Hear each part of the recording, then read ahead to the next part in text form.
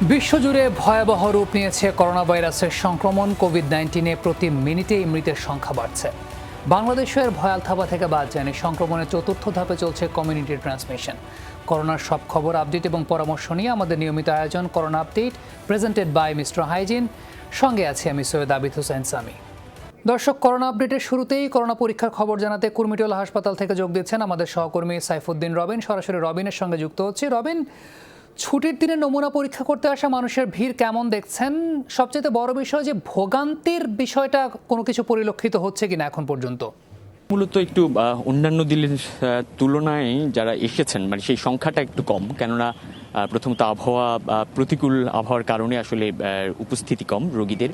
আর এখানে অর্থাৎ আমি যেখানটা রয়েছি কুর্মিটোলা জেনারেল হাসপাতাল, এখানে কিন্তু টেস্টের সুযোগ নেই। এখানে মূলত করোনার উপসর্গ নিয়ে যারা আসছেন তাদের চিকিৎসার ব্যবস্থাটা করা হচ্ছে এবং ডাক্তারদের পরামর্শ নিয়ে প্রয়োজনে তাদেরকে টেস্ট করানোর জন্য পরামর্শটা দেওয়া হয় এবং অন্যথায় আবার অনেকেই প্রাথমিক চিকিৎসা নিচ্ছেন, ওষুধ দিয়ে তাদেরকে আসলে পাঠিয়ে দেওয়া হয়। এছাড়া বাইরে থেকে টেস্ট করিয়ে যাদের পজিটিভ হওয়ার পরে মূলত এখানে সিট খালি থাকার সাপেক্ষে ভর্তি হওয়ার সুযোগটা আছে। সেই কারণে বলা চলে যে কুর্মিটোলা জেনারেল হাসপাতালে আজকের দিনের চিত্রটা যদি একটু বলতে চাই, আমরা যেখানটা রয়েছি, যেখানে মূলত করোনার জন্য নির্ধারিত স্থান, সেখানে রোগীর তেমন একটা উপস্থিতি নেই। প্রায় 15-20 জনের মতো রোগী আমরা দেখতে পাচ্ছি যারা সামাজিক দূরত্ব বজায় রেখে অবস্থান করছেন এবং ডাক্তারের পরামর্শ নিচ্ছেন। বলা চলে এর বাইরে ভোগান্তিও তেমন একটা আমরা এখানটায় লক্ষ্য করিনি, কেননা যেহেতু টেস্ট করানোর এখানে কোনো ব্যবস্থা নেই এবং বাইরে থেকে টেস্ট করানোর পরে পজিটিভ হওয়ার পরে এখানে ভর্তি হওয়ার বা চিকিৎসা নেওয়ার সুযোগটুকু রয়েছে। সে কারণে বলা চলে যে এখানে শুধুমাত্র চিকিৎসার আয়োজনটুকু আছে। সামি। রবিন, আপনাকে অসংখ্য ধন্যবাদ। দর্শক, কুর্মিটোলা হাসপাতাল থেকে সাইফুদ্দিন রবিন আমাদের সঙ্গে যুক্ত ছিলেন। চট্টগ্রামে চিকিৎসা না পাওয়ায় মানুষের মাঝে হতাশা বাড়ছে। হাসপাতালের দ্বারে দ্বারে ঘুরেও ভর্তি হতে না পেরে রাস্তায় মৃত্যুর ঘটনা ঘটছে বেশ কয়েকটি। করোনা আক্রান্ত তো বটেই, শয্যা সংকটের অজুহাতে অন্য রোগীদেরও ফিরিয়ে দিচ্ছে হাসপাতাল। স্বাস্থ্য বিভাগ কোনো ব্যবস্থা না নিলেও অভিযুক্তদের হুঁশিয়ার করেছেন তথ্যমন্ত্রী। আমি ন্যাশনাল হসপিটালের ওদের যে 3টি নাম্বার আছে। বুধবার মধ্যরাতে হঠাৎ অসুস্থ হয়ে পড়া বাবাকে নিয়ে বেসরকারি ন্যাশনাল হাসপাতালে যান চট্টগ্রাম বিশ্ববিদ্যালয় সাংবাদিক সমিতির সাধারণ সম্পাদক জুবায়ের চৌধুরী। তার আগে ফোনে যোগাযোগ করলে হাসপাতাল কর্তৃপক্ষও রোগী আনতে বলেন। আপনি রোগী নিয়ে বসে আছেন কেন? রোগী নিয়ে আসেন। কিন্তু যাওয়ার পর পাল্টে যায় চিত্র।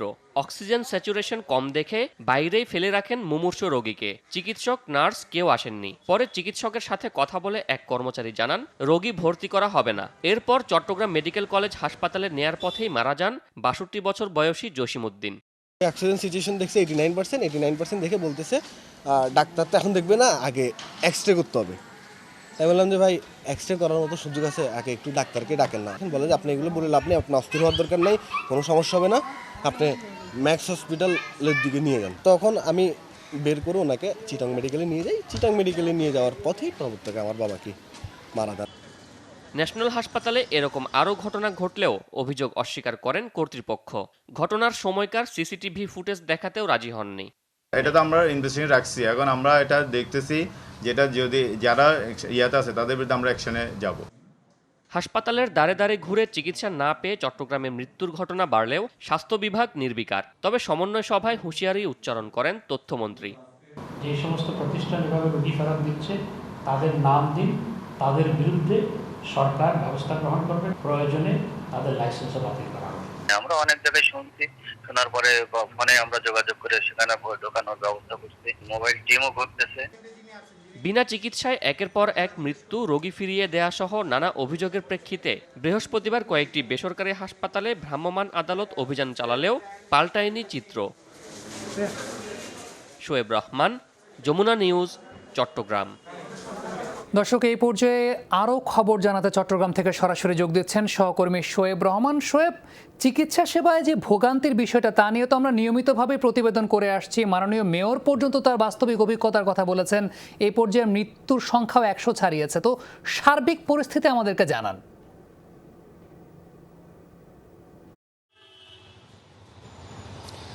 সামি, সার্বিক পরিস্থিতি বলতে গেলে আসলে এখনো পর্যন্ত পরিস্থিতি পাল্টায়নি এবং আগে যে চিত্র ছিল সেটি কিন্তু এখনো বিদ্যমান। এখন আমরা যে হাসপাতালটির সামনে রয়েছে সেটির ব্যাপারে আসলে আমার প্রতিবেদনটি আপনারা দেখছিলেন এবং আজকে আমরা একটু আপনাদেরকে সরাসরি দেখাতে চাই যে এই হাসপাতালটি আসলে কতটা পরিবর্তন হয়েছে সেই ঘটনার পরে। সরকার যে নির্দেশনা দিয়েছে সেই নির্দেশনা অনুযায়ী কিন্তু প্রতিটি হাসপাতালের মুখে থার্মাল স্ক্যানার বসানোর কথা ছিল এবং কোভিড নন কোভিড রোগীদের জন্য আলাদা প্রবেশ পথের ব্যবস্থা করার কথাও কিন্তু ছিল। তো সেই বিষয়টি এখানে কতটা বাস্তবায়ন হচ্ছে সেটি কিন্তু আপনারা দেখতেই পাচ্ছেন। একটি মাত্র প্রবেশ পথ, সেই প্রবেশ পথ দিয়ে কিন্তু সব ধরনের রোগী তারা প্রবেশ করাচ্ছেন এবং এর বাইরে যদি বলি প্রবেশ করানোর আগেই কিন্তু তারা অক্সিজেনের মাত্রা পরিমাপ করছেন, এক্স রে রিপোর্ট দেখছেন। এইসব বিষয় দেখে যদি নন কোভিড মনে হচ্ছে তাহলে সেই ক্ষেত্রে কিন্তু তারা আসলে তাদেরকে ভর্তি নিচ্ছেন। আমরা একটু এখানে যিনি দায়িত্বে রয়েছেন তার সাথে একটু কথা বলতে চাই। আচ্ছা, আপনাদের এখানে কিছু নির্দেশনা ছিল সরকারিভাবে যে থার্মাল স্ক্যানার বসানো সহ আপনাদের কতগুলো শয্যা খালি রয়েছে সেগুলো আপনাদের টাঙিয়ে রাখতে হবে, আপনাদের সেই বিষয়গুলো নেই কেন? আপনি কাইন্ডলি এই ব্যাপারে জানতে চাইলে আমাদের 214-তে ম্যানেজার সাহেব আছে, 214-তে যোগাযোগ করে। 214-তে আমাদের ম্যানেজার সাহেব আছে এখন, ফারুক সাহেব। আপনারা কি সব ধরনের রোগী ভর্তি নিচ্ছেন? সব ধরনের আমাদের সব রোগী ভর্তি আছে। রোগীর চার্ট অলরেডি এখানে লাগানো আছে। এটা আজকের চার্টে এই বর্তমানে যেটা লাগানো আছে এটা। ধন্যবাদ আপনাকে। সেকশনে যেগুলা আপনাদের ওই যে কোভিড সাসপেক্টেড রোগী যেগুলো ভর্তি নেওয়ার কথা সবগুলো অলরেডি 10 জন নেওয়ার কথা সবগুলো ফিল আপ।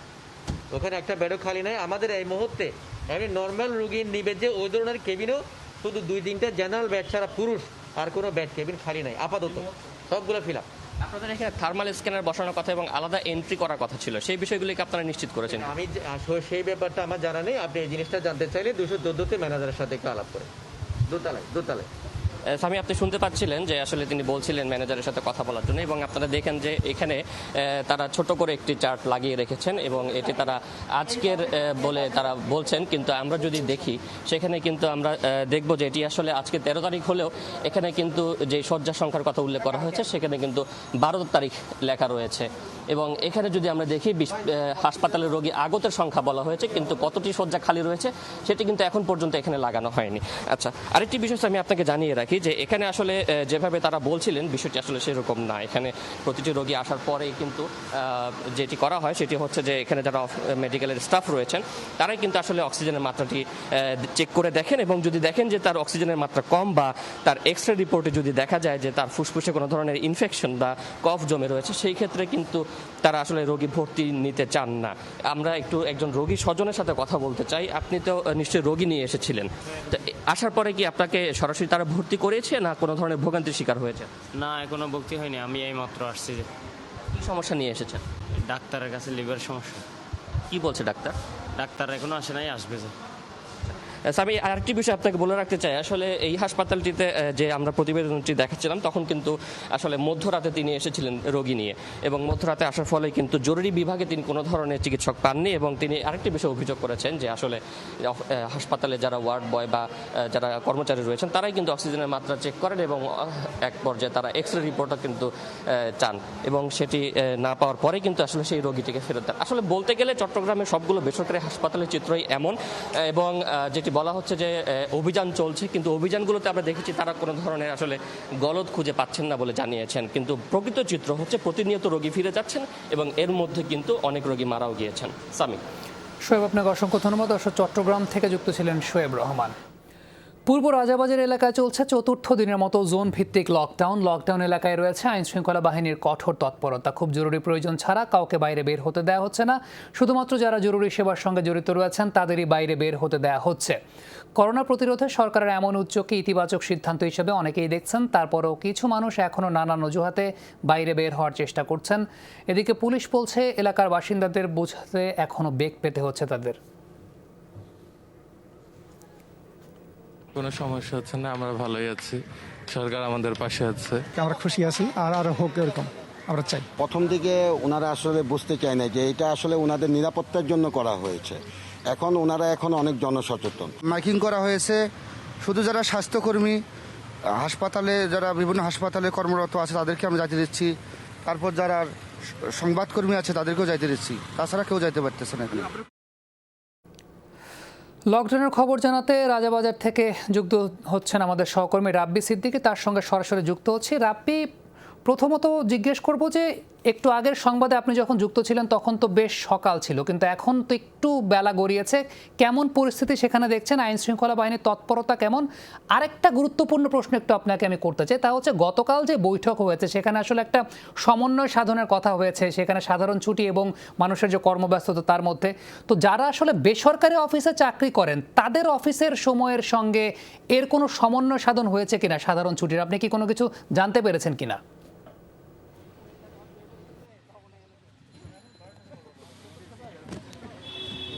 আমি প্রথমে বলবো যে আসলে সরকারের যে সাধারণ ছুটি সেটা কিন্তু এখনো পরিকল্পনার মধ্যে আছে যে লকডাউন এলাকাগুলোতে সাধারণ ছুটি থাকবে, এবং এখনো কিন্তু সেটি প্রজ্ঞাপন জারি করা হয়নি বা ঘোষণাও করা হয়নি। আর সেই সঙ্গে এখানে যারা আছেন, এই পূর্ব রাজাবাজারে যারা বাসিন্দা যারা আছেন, আসলে তারা তো আটকা পড়েছেন। আপনি জানেন যে আসলে কাউকেই ভেতরে ঢুকতে বের হতে দেওয়া হচ্ছে না, এবং শুধুমাত্র যারা জরুরি সেবায় যারা কর্মে যারা নিয়োজিত তারা আসলে প্রবেশ করতে পারছেন বা বের হতে পারছেন। তো আমরা কথা বলেছিলাম যারা আসলে এই বিষয়টা নিয়ে আসলে মানুষের এখানকার বাসিন্দাদের আসলে প্রতিক্রিয়া এখন বলবো ভালো, এবং তারা বুঝতে পারছেন যে আসলে এই লকডাউনটার প্রয়োজন ছিল, এবং যেহেতু করোনায় প্রতিদিন মানুষ মারা যাচ্ছে, হাজার হাজার মানুষ সংক্রমিত হচ্ছে, সেক্ষেত্রে আসলে এরকম জোন ভিত্তিক যে লকডাউন এটি আসলে এই পরিকল্পনাকে তারা কিন্তু সাধুবাদ জানিয়েছেন। এখানে স্বেচ্ছাসেবক আছেন, তাদের সাথে একটু কথা বলার চেষ্টা করি যে আসলে তারা এখন কি দেখছেন। আচ্ছা, এখন একটু বলবেন যে বাসিন্দারা সচেতন হয়েছে কিনা, কতটা তারা আন্তরিক আপনাদেরকে হেল্প করে? মোটামুটি প্রথম থেকে আমরা সচেতন করার চেষ্টা করতেছি, এখন অনেক সচেতন হয়েছে। তারপরেও দু একজন কিছু অজুহাত নিয়ে আসে, কিন্তু আমরা যেতে দিচ্ছি না। অজুহাতে হুদাই একটা প্রেসক্রিপশন নিয়ে আসে, ওষুধ ভিতরে আছে, কেউ একটা অন্য একটা কোজ নিয়ে আসে, আমরা দিতেছি না এটা। ঠিক আছে, মোটামুটি সচেতন এখন মানুষ।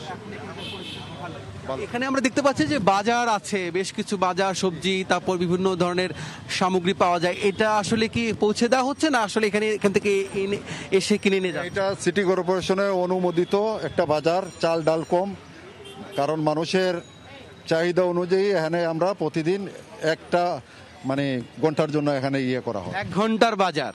আচ্ছা, আমরা একটু কথা বলার চেষ্টা করি যে এখানে যারা বের হতে চান তাদেরকে আসলে এখানে রেজিস্ট্রি করে তারপরে বের হতে হয়, এবং বের হওয়া নিয়ে আসলে একটু বলবেন কি যে আপনি আসলে কেন, কোথায়, কি জন্য?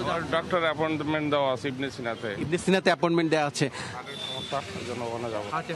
আসলে যারা জরুরি তারাই কিন্তু বের হচ্ছে। সামি, আপনি দেখতেই পাচ্ছেন আসলে এই দৃশ্যই আমরা দেখতে পাচ্ছি। তারপরও কিন্তু অনেকে সুযোগও নিতে চাইছে। আইন শৃঙ্খলা বাহিনীর সদস্য এখানে খুব তৎপর আছে সামি, এবং তাদের তৎপরতা আমরা খুব সকাল থেকেই দেখেছি যে কাউকেই আসলে খুব জরুরি না হলে কাউকেই বাইরে বের হতে দেওয়া হচ্ছে না, সেটি আমরা দেখেছি।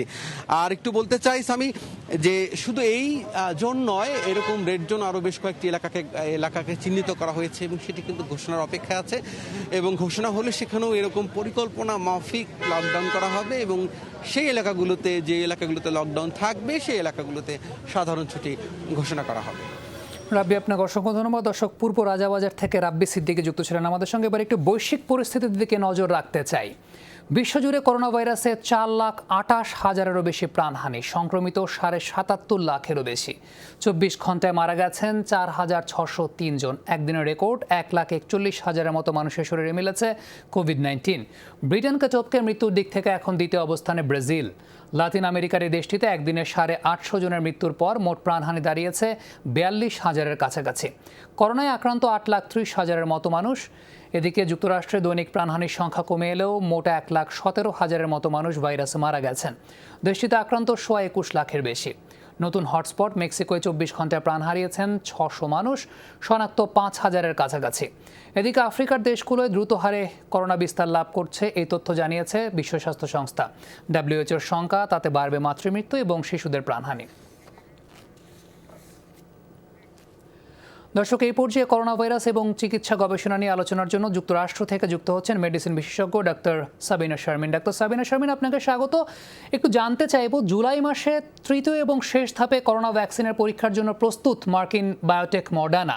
তো এই বিষয়টা কতটুকু সাফল্য বা সুখবর দিতে যাচ্ছে বিশ্বকে? ধন্যবাদ সামি আপনাকে। আসলে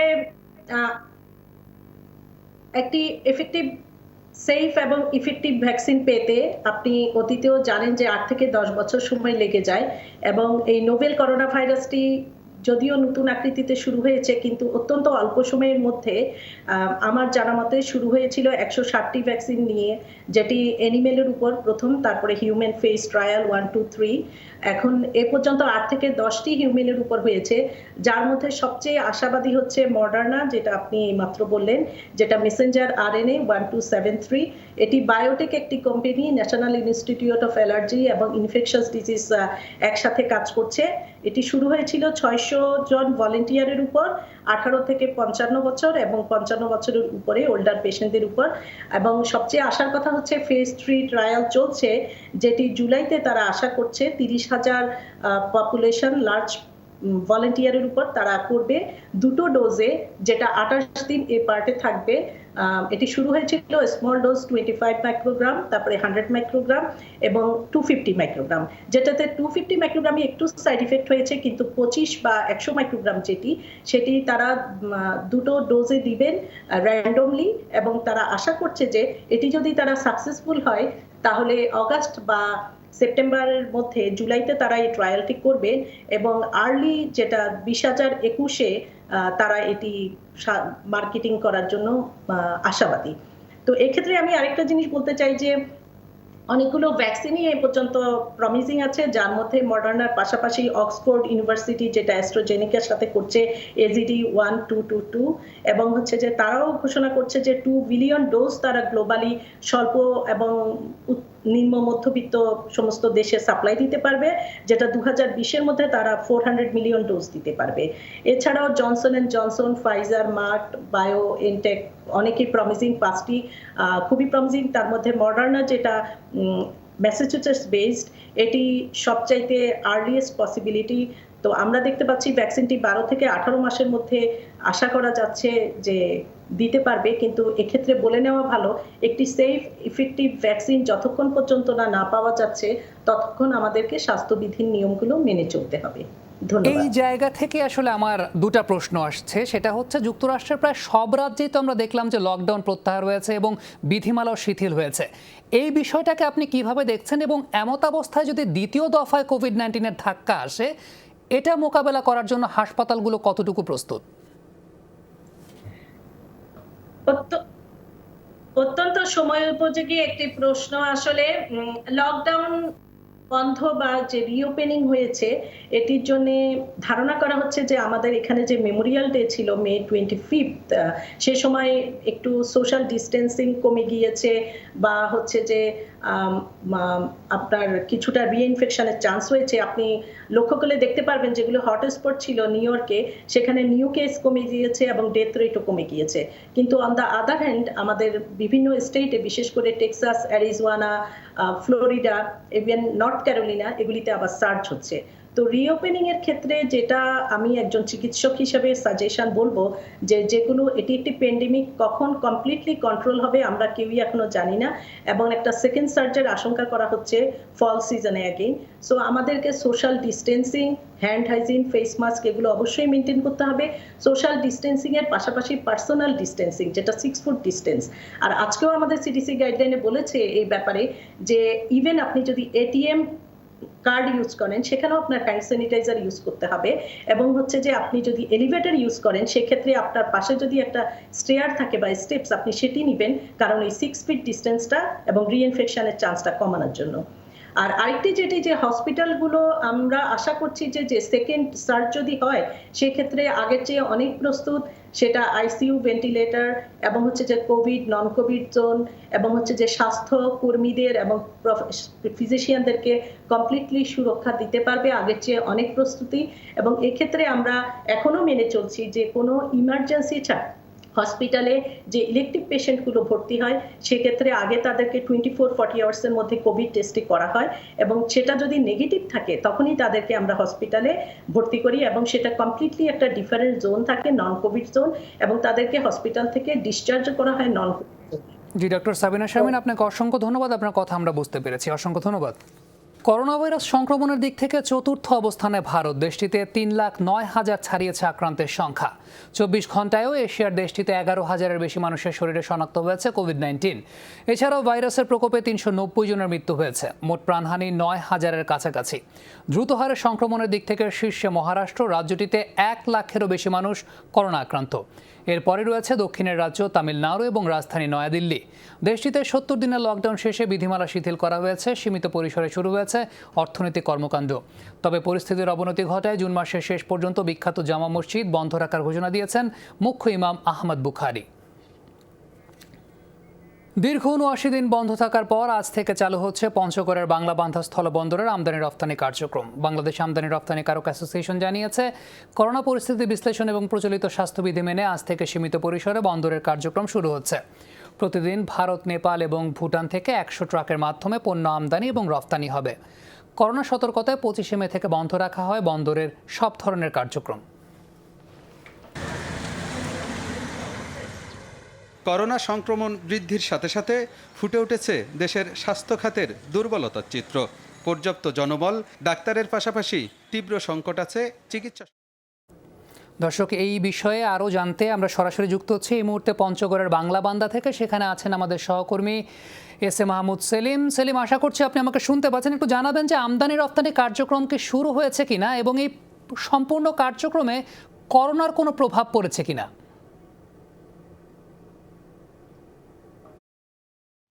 স্বামী, আপনি জানেন যে করোনা পরিস্থিতির কারণে আসলে দীর্ঘ 79 দিন পঞ্চগড়ের বাংলাবান্ধা স্থল বন্দরটি কার্যক্রম বন্ধ ছিল, আমদানি রপ্তানি সহ সকল প্রকার কার্যক্রম। তো গতকাল এক সিদ্ধান্ত নিয়ে প্রশাসনিকভাবে এবং বাংলাদেশ স্থলবন্দর কর্তৃপক্ষ সহ সংশ্লিষ্ট ব্যবসায়ীদের সঙ্গে একটা বৈঠক হয়েছে। এই বৈঠকের পরে আমাদেরকে জানানো হয়েছে যে আজ সকাল 8:30টার সময় বাংলাদেশ স্থলবন্দরের কার্যক্রম চালু হবে। কিন্তু কিছুক্ষণ আগে আমি বাংলাদেশ স্থলবন্দরের রাজস্ব কর্মকর্তা শামসুল হক এবং আমদানি রপ্তানিকারক সমিতির সভাপতি বাবলা সাহেবের সাথে কথা বলে জেনেছি যে সেখানে প্রচণ্ড বৃষ্টিপাত হচ্ছে এবং বৃষ্টিপাতের কারণে এখন পর্যন্ত শুরু হয়নি।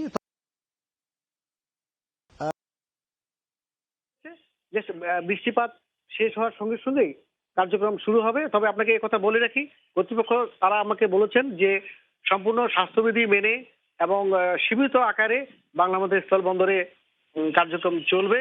প্রতিদিন বাংলাদেশ থেকে ভারত, নেপাল, ভুটান এবং ভুটান, নেপাল, ভারত থেকে 100টি করে ট্রাক বাংলাদেশ স্থলবন্দরে আসবে। আর দ্বিতীয় প্রশ্ন হচ্ছে যে স্থলবন্দরের কার্যক্রম বন্ধ থাকার কারণে আসলে এখানে কর্মরত প্রায় 5,000 শ্রমিক প্রত্যক্ষ এবং পরোক্ষভাবে তারা দারুণ কষ্টের মধ্যে পড়েছিল এবং তাদের কার্যক্রম প্রায় বন্ধ হয়ে গিয়েছিল। তো আজ এই কার্যক্রম শুরুর মধ্য দিয়ে শ্রমিক, কর্মচারী সহ ব্যবসায়ীরা তারা একটা খুশির সংবাদ পেয়েছে এবং তাদের মধ্যে একটা কর্মচাঞ্চল্যতা লক্ষ্য করা গেছে এবং বাংলাদেশ স্থলবন্দরের প্রাণও ফিরে আসা শুরু করেছে। সেলিম, আপনাকে অসংখ্য ধন্যবাদ। দর্শক, পঞ্চগড়ের বাংলাবান্ধা থেকে যুক্ত ছিলেন এস এ মাহমুদ সেলিম আমাদের সঙ্গে। করোনা মোকাবেলায় থোক বরাদ্দ ছাড়া স্বাস্থ্য খাত টেনে তোলার তেমন পরিকল্পনা নেই। বাজেটে বরাদ্দ বাড়লেও তার বড় অংশ খরচ হবে বেতন ভাতায়। বিশ্লেষকরা বলছেন, স্বাস্থ্যসেবার উন্নয়নে বরাদ্দ না বাড়লে সরকারি হাসপাতালে দরিদ্রের চিকিৎসা পাওয়া কঠিন হয়ে যাবে। করোনা সংক্রমণ বৃদ্ধির সাথে সাথে ফুটে উঠেছে দেশের স্বাস্থ্য খাতের দুর্বলতার চিত্র। পর্যাপ্ত জনবল, ডাক্তারের পাশাপাশি তীব্র সংকট আছে চিকিৎসা সরঞ্জামেরও। তাই আক্রান্ত হয়েও চিকিৎসা সেবা না পাওয়ার অভিযোগ আছে অনেকের। 2020-2021 অর্থবছরের বাজেট এমন বাস্তবতায় বৃহস্পতিবার 2020-21 অর্থ বছরের জন্য স্বাস্থ্য খাতে বরাদ্দ দেওয়া হয়েছে 41,027 কোটি টাকা, যা বাজেটের 7.2%। এর মধ্যে করোনার জরুরি চাহিদা পূরণে থোক বরাদ্দ থাকছে 10,000 কোটি টাকা। করোনা পরিস্থিতিতে এ বরাদ্দ পর্যাপ্ত নয় বলে মনে করেন অর্থনীতিবিদ ও চিকিৎসকরা। ওয়ার্ল্ড ব্যাংক এবং এডিবি, এশিয়ান ডেভেলপমেন্ট ব্যাংকের দুটো প্রকল্প সহায়তা বাদ দিলে নিট পর্যাপ্ত বেড়েছে 1022 কোটি টাকা মাত্র। পর্যাপ্ত কিনা এই প্রশ্নের উত্তর এই পরিসংখ্যানে মেলে। এটাকে মনে করি না যে এটা জনবান্ধব বা জনস্বার্থের কোনো কাছে আসবে না। ইট ওয়াজ অ্যাজ ইট ওয়াজ। স্বাস্থ্যখাত যা আছে তাই আছে। আপনারা আমাকে যেটা দিয়েছেন সেটা হচ্ছে ওই যে 26,000 কোটি টাকার মধ্যে যেটা আমার ডেভেলপমেন্টে এবং সেবা খাতে দিয়েছে, ওইটা হচ্ছে মূলত স্বাস্থ্যের। বিশ্ব স্বাস্থ্য সংস্থার গাইডলাইন অনুযায়ী ধারে কাছেও নেই এ খাতের বরাদ্দ। দক্ষিণ এশিয়ার মধ্যেও স্বাস্থ্য খাতে বরাদ্দ সবচেয়ে কম বাংলাদেশের। মাথাপিছু ব্যয় পাকিস্তানেরও অনেক নিচে। অর্থ বছরের জুলাই ফেব্রুয়ারি সময়ে বিশ্লেষকরা বলছেন, করোনার কারণে প্রস্তাবিত বাজেটে 10,000 কোটি টাকা থোক বরাদ্দ রাখা হলেও এ অর্থ ব্যবহারের কোনো দিক নির্দেশনা নেই।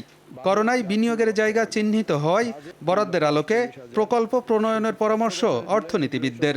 বিল্ডিং হচ্ছে, জনবল নাই, সেজন্য স্বাস্থ্যসেবা হচ্ছে না। কোথায় হাত দেওয়া দরকার সুস্পষ্টভাবে চিহ্নিত হয়েছে, সেখানে এখনো কেন থোক বরাদ্দের পর্যায়ে আমাদের থেকে যেতে হচ্ছে। বাজেট ব্যবহারের একটা পরিকল্পনা চূড়ান্ত বাজেট অনুমোদনের আগেই চিহ্নিত করা হবে। থোকের কিন্তু অংশীদার অনেকেই, করোনা রিলেটেড যারা আছে, এটা খালি হেলথ না।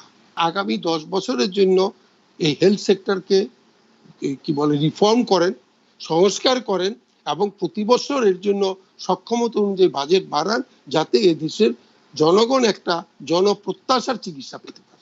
প্রস্তাবিত বাজেটে গবেষণায় 100 কোটি টাকার বরাদ্দকে ইতিবাচক হিসেবে দেখছেন বিশ্লেষকরা।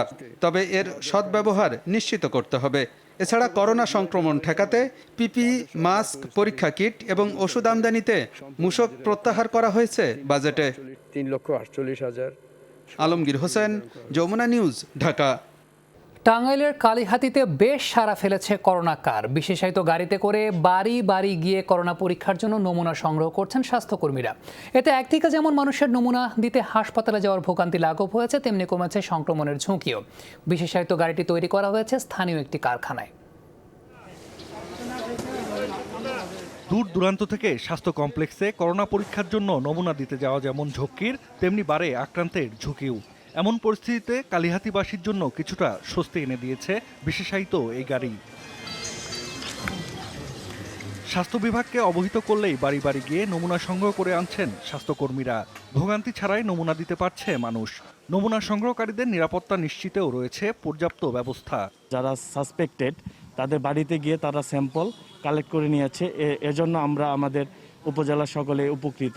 যারা অসুস্থ, তারা যারা হাসপাতালে আসতে পারে না, নমুনা দিতে পারে না, তারাও এই গাড়ির মাধ্যমে মানে বাড়িতে থেকেই নমুনা দিতে পারবে। তারা আমাদের ইনফর্ম করলে পরে আমরা গাড়ি নিয়ে তাদের বাড়িতে উপস্থিত হই। তাদের কয়জন পরিবারের সদস্য আছে সবার আমরা স্যাম্পল নিই। স্থানীয় একটি কারখানায় পিকআপ ভ্যানকে রূপান্তর করা হয়েছে করোনা নমুনা সংগ্রহের বিশেষায়িত গাড়িতে। এর উদ্যোক্তা উপজেলা নির্বাহী কর্মকর্তা। দক্ষিণ কোরিয়া এবং ইন্ডিয়াতে যে সিস্টেমটা চালু করা হয়েছে, যে এরকম একটা বিশেষায়িত একটা গাড়ির মধ্যে থেকে স্যাম্পল নেবে, তো সেরকম একটা জিনিস আমরা চালু করেছি, এখানে তৈরি করেছি। আমরা আমাদের জেলা পর্যায়ের ওয়ার্কশপে আমরা এটা তৈরি করেছি এবং এটা আমাদেরকে চমৎকার সার্ভিস দিচ্ছে। আমরা একই দিনে প্রায় 50টার মতো স্যাম্পল খুব ইজিলি আমাদের টেকনিশিয়ানরা এখন এটার মাধ্যমে কালেক্ট করতে পারছে। স্থানীয় স্বাস্থ্য বিভাগের কর্মকর্তারা বলছেন, করোনা নমুনা সংগ্রহের এই মডেল সারা দেশে ছড়িয়ে দিতে পারলে একদিকে যেমন মানুষের ভোগান্তি লাঘব হবে, তেমনি কমবে সংক্রমণের ঝুঁকি। একজন টেকনিশিয়ান সম্পূর্ণ সুরক্ষার মাধ্যমে রোগীর কাছ থেকে স্যাম্পল নিতে পারেন। সার্বিকভাবে এই ব্যবস্থাপনা যদি সারা বাংলাদেশের সব হসপিটালগুলোতে চালু হয়, তাহলে চিকিৎসা সেবাদানকারীরা নির্বিঘ্নে, নির্দ্বিধায় এবং স্বস্তির সাথে তাদের সেবাগুলো দিতে পারবে। কালিহাতী উপজেলা পরিষদের অর্থায়নে করোনা নমুনা সংগ্রহের এই কার্যক্রম পরিচালিত হচ্ছে। জাহিদ হাসান, যমুনা নিউজ। প্রাণঘাতী করোনা ভাইরাসের প্রকোপ বাড়ার সঙ্গে সঙ্গে প্রকট হতে শুরু করেছে ভারতের রাজধানী দিল্লির চিকিৎসা ব্যবস্থার সংকট। একদিকে হাসপাতালগুলোতে দেখা দিয়েছে বেডের তীব্র স্বল্পতা। যেখানে দিল্লির জনসংখ্যা প্রায় 2 কোটি, সেখানে অঞ্চলটিতে করোনা চিকিৎসায় হাসপাতালের বেড রয়েছে মাত্র 8,000। অন্যদিকে অপর্যাপ্ত চিকিৎসকের কারণে স্বাস্থ্যসেবা থেকে বঞ্চিত হওয়ার অভিযোগ ভুক্তভোগীদের।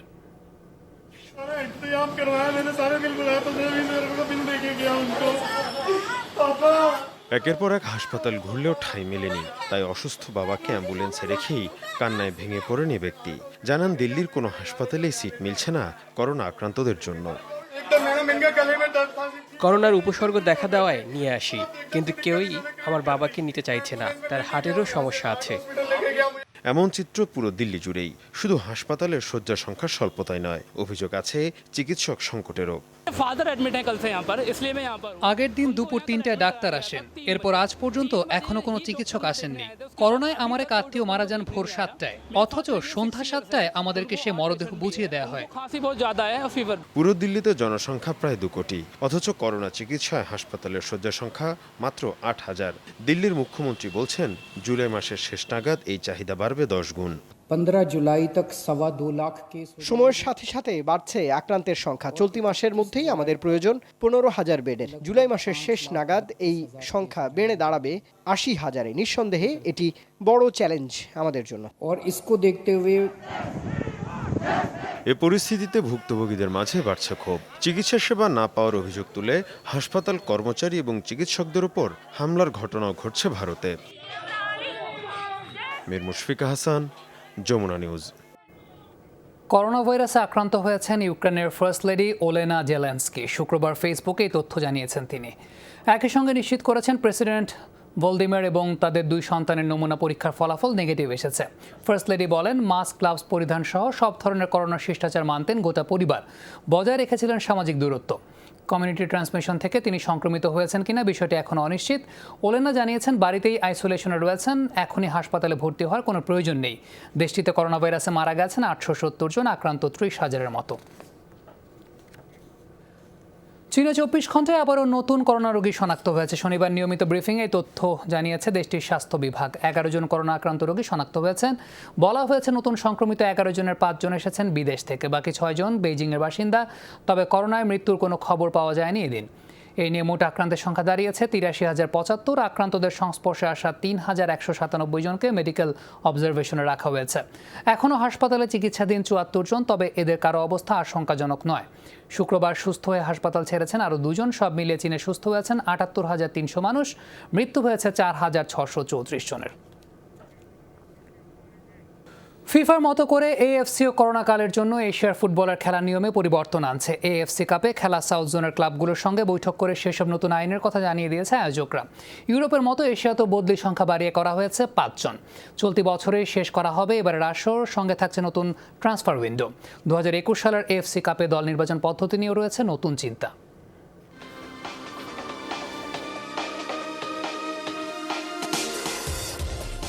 করোনাকালীন সময় থেকে ঘুরে দাঁড়াতে নিজেদের করণীয় চূড়ান্ত করতে মরিয়া ফুটবলের সব শাসক সংস্থাগুলো।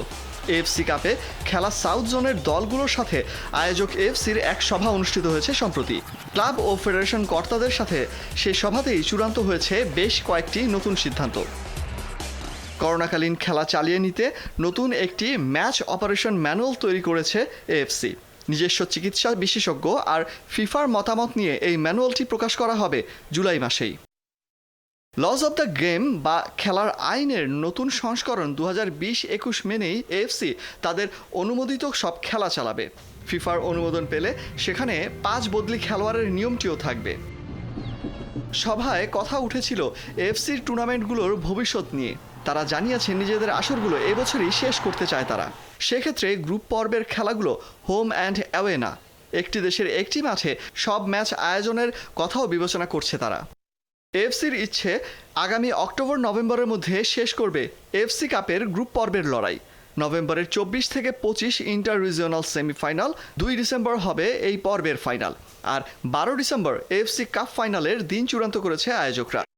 সেই সাথে আগামী মৌসুমে এএফসি কাপে অংশ নেওয়ার যোগ্যতা নির্ধারণে চিন্তা ভাবনাও করছে আয়োজকরা। আগামী সপ্তাহ নাগাদ হতে পারে চূড়ান্ত সিদ্ধান্ত, জানালেন বাফুফের সাধারণ সম্পাদক। লিখিত প্রস্তাবনাগুলোকে নিয়ে এএফসি আগামী বছরের এন্ট্রি কনফার্ম করার বিষয়ে তাদের কম্পিটিশনস কমিটিতে সেই জিনিসগুলো আলাপ আলোচনা করবে এবং কম্পিটিশনস কমিটির অ্যাপ্রুভাল নিয়ে এএফসির এক্সিকিউটিভ কমিটির ফাইনাল অ্যাপ্রুভাল নিয়ে তারা দেশগুলোকে জানাবে যে 2021 সালে কোন কোন দেশের স্লট কী হবে, স্লটগুলো অপরিবর্তিত থাকবে নাকি সেখানে কোনো চেঞ্জ আসবে। এদিকে খেলা 3 মাস বন্ধ থাকায় অনেক খেলোয়াড়ের সাথেই ক্লাবের চুক্তি শেষ হয়েছে। তাই গ্রুপ পর্ব আর নকআউট পর্বের জন্য নতুন রেজিস্ট্রেশন উইন্ডো দেওয়া হবে বলে জানিয়েছে এএফসি। অলক হাসান, যমুনা স্পোর্টস। দর্শক, শেষ করব করোনা আপডেট। তার আগে এক নজরে দেখে নেব বিশ্বজুড়ে করোনা ভাইরাসের সবশেষ তথ্য। বিশ্বে 4,28,000-এর বেশি মানুষের প্রাণ গেল করোনা ভাইরাসে। আক্রান্তের সংখ্যা 77.5 লাখ ছাড়িয়েছে। 24 ঘন্টার রেকর্ড 1,41,000 মানুষ শনাক্ত, মৃত্যু 4,603 জনের। যুক্তরাষ্ট্রে করোনায় প্রাণ হারিয়েছেন 1,16,000-এরও বেশি মানুষ, নতুন শনাক্ত 27,000-এর বেশি, মোট আক্রান্ত 21 লাখ ছাড়িয়েছে, একদিনে 7 শতাধিক মৃত্যু। ব্রিটেনকে টপকে মৃত্যুর দিক থেকে দ্বিতীয় অবস্থানে ব্রাজিল। দেশটিতে 42,000-এর কাছাকাছি প্রাণহানি, আক্রান্ত 8,30,000, নতুনভাবে শনাক্ত 24,000, একদিনে 8 শতাধিক মৃত্যু। যুক্তরাজ্যেও 41,000 ছাড়িয়েছে প্রাণহানি, একদিনে মারা গেছেন 2 শতাধিক, মোট আক্রান্ত 3 লাখের কাছাকাছি, একদিনে শনাক্ত 1,500। বিশ্বের সপ্তম দেশ হিসেবে প্রাণহানি 16,000 ছাড়িয়েছে। মহামারীর নতুন হটস্পট মেক্সিকোয়, আক্রান্ত 1.25 লাখের বেশি, 24 ঘন্টায় 500 প্রাণহানি, 5,000-এর বেশি রোগী শনাক্ত। রাশিয়ায় প্রায় 9,000 করোনা রোগী শনাক্ত হয়েছেন একদিনে, মোট আক্রান্তের সংখ্যা ছাড়িয়েছে 5 লাখ। 183 জনের মৃত্যুতে প্রাণহানি ছাড়িয়েছে 6,500। বিশ্বের চতুর্থ দেশ হিসেবে করোনা সংক্রমণ 3 লাখ ছাড়িয়েছে ভারতে, একদিনে 11,000-এর বেশি রোগী শনাক্ত, রেকর্ড প্রায় 400 মৃত্যুতে প্রাণহানি 9,000 ছুঁই। আর এই ছিল করোনা আপডেটে প্রেজেন্টেড বাই মিস্টার হাইজিন। এতক্ষণ সঙ্গে থাকার জন্য সবাইকে ধন্যবাদ।